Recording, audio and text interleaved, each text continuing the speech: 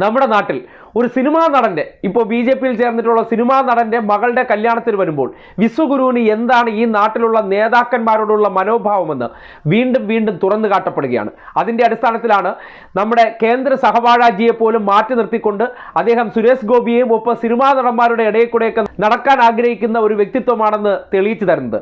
അപ്പോൾ അങ്ങനെയൊക്കെ ഒരു സാഹചര്യത്തിൽ എത്തുമ്പോൾ അറിയാതെ വിശ്വഗുരുജി എന്നൊക്കെ പറഞ്ഞുകൊണ്ട് നടക്കുന്നവരടുത്ത് ചോദിക്കുന്നത് വേറെ വല്ല പണിക്കും പോയിക്കൂടെ?